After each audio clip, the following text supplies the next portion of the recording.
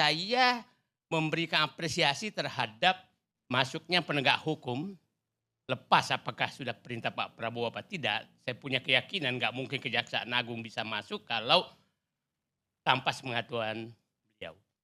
Masuknya kepada korupsi yang terjadi di Pertamina. Kenapa?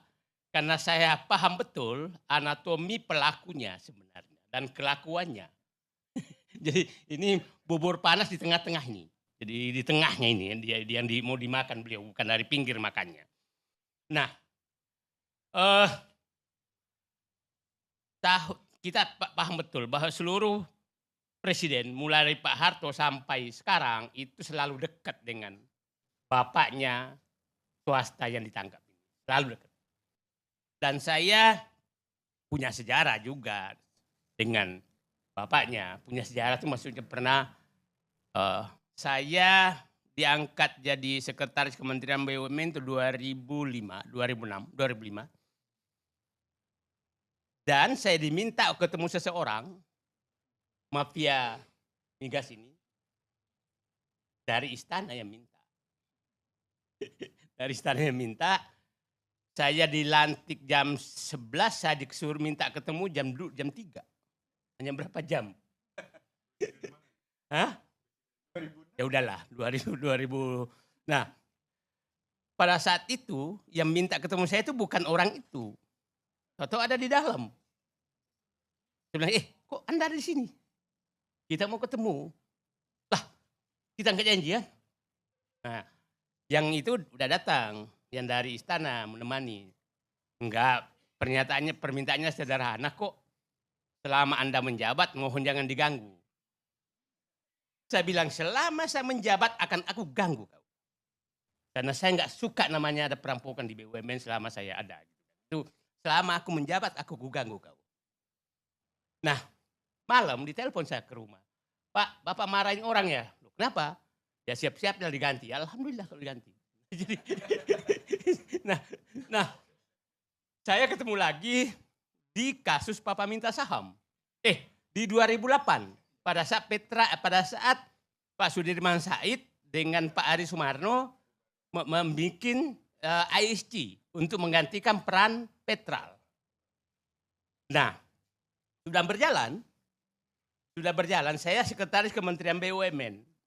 Pak Ari Sumarno almarhum, Pak ini sepertinya tidak disetujui ini dibubarkan Petral. Tidak disetujui ISG dibangun. ISG itu adalah mengatur pengadaan migas lewat langsung Pertamina, tidak lagi lewat Petral.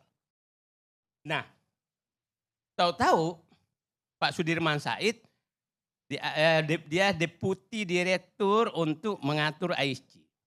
Nah, karena tekanan kuat sekali, Sudirman Said dipecat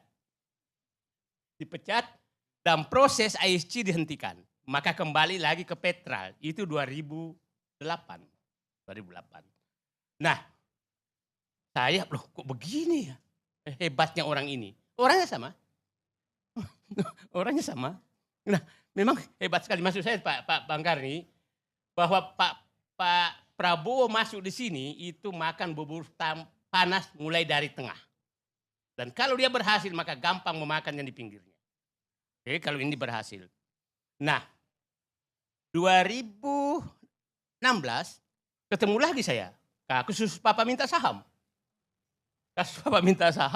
Orangnya dia lagi. Wah, yang rekamannya ya Bapak udah dengar semua lah. Nah, yang masuk penjara Setia Novanto, dia aman-aman saja. Padahal ya, dia bicara berdua gitu kan. Memang di Indonesia ada orang hebat nih, dia bilang. Begini, di Pertamina sebenarnya, coba dibayangkan, itu 3 anak perusahaan yang harusnya saling memaki, kok bisa kerja sama? Kenapa harus saling memaki? Ini anak perusahaan kilang, anak perusahaan perkapalan, anak perusahaan Petraniaga. Anak perusahaan kilang harus marah kepada supplier, minyak kamu kok kualitasnya begini. Nah, marah kepada yang kapal, kok muatannya kok kamu kurang. Ya kan? Kok terlambat. Nah, kapal juga harus marah kepada kilang. Kenapa lambat sekali kau mengisi kapal saya. Petraniaga apalagi, dia harus marah ke semuanya. Produksi kilang kamu kok jelek kualitasnya. Kok kapal kamu kok isinya begini, kok dari mana berangkatnya? Kok ini bisa kompak? 3 anak perusahaan yang harusnya saling memaki. Nah biasanya kalau kita mengerti manajemen, yang harus saling memaki, biasanya itu 5 orang tanda tangan kalau mau berhubungan dengan yang mau dimaki. Yaitu atasannya, teman sampingnya 2 dan bawahannya itu yang baru tanda tangan tengahnya. Jadi perkapalan harus begitu, kilang harus begitu, Petraniaga juga harus begitu. Akhirnya kalau mau korupsi berarti setiap kapal 15 orang yang tanda tangan. Nah, kok bisa tertutup selama 5 tahun? Itu sangat tidak masuk akal bagi saya.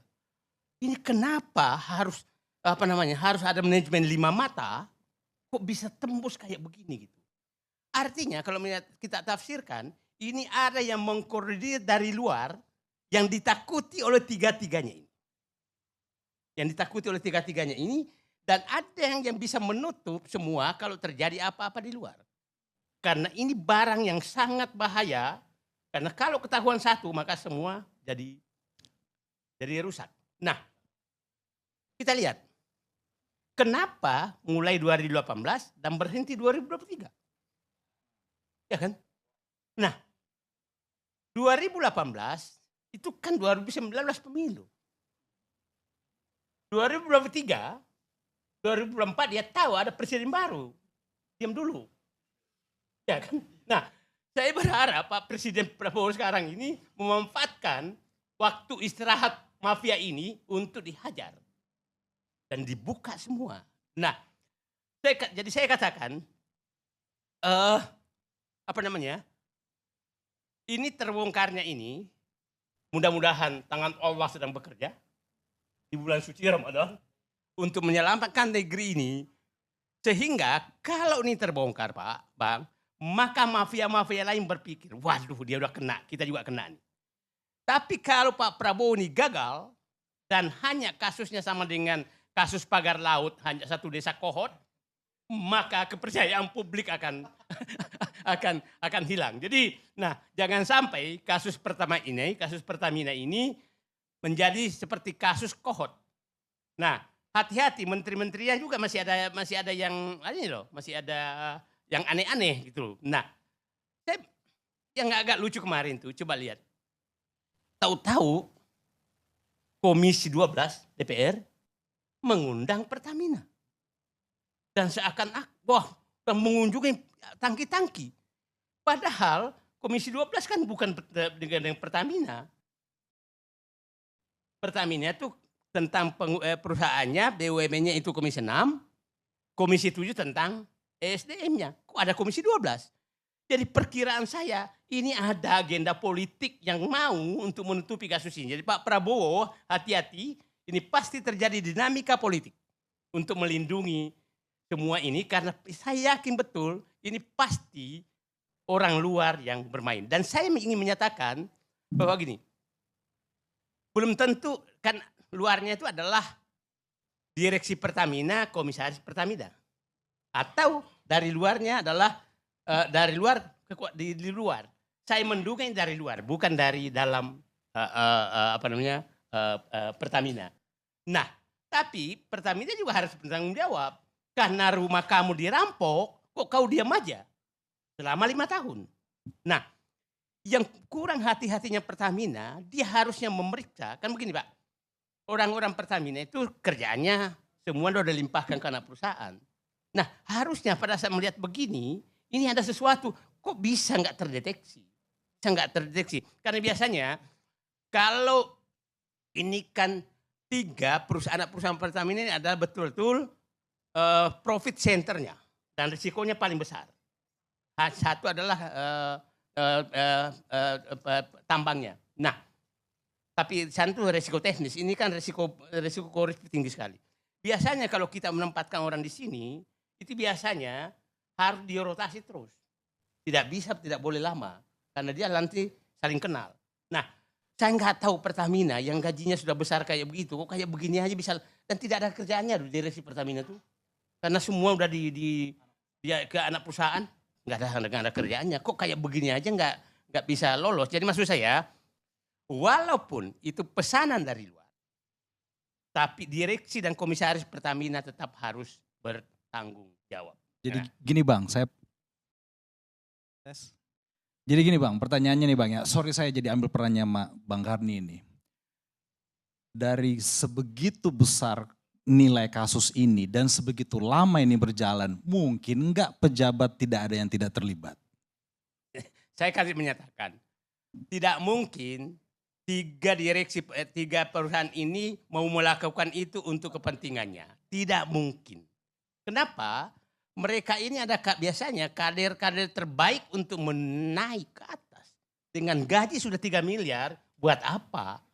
Dan mereka masih muda-muda, bukan ini. Jadi adalah sangat tidak mungkin.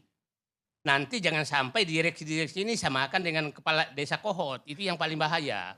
Kalau Bapak lakukan ini, Presiden melakukan ini, maka nanti kepercayaan publik yang selama ini muncul sekarang, kami percaya bahwa Pak Prabowo betul mau melakukan pemberantasan korupsi karena kita melihat bahwa dia makan bubur itu dari tengah, bukan dari pinggir. Jadi itu saya pikir harapan saya mudah-mudahan ini terbongkar dan dibongkar bahwa memang, kan begini Pak, kalau ini dibongkar maka ada beberapa hal yang terbuka. Satu, bahwa Presiden Prabowo betul tidak tunduk sama mafia apapun.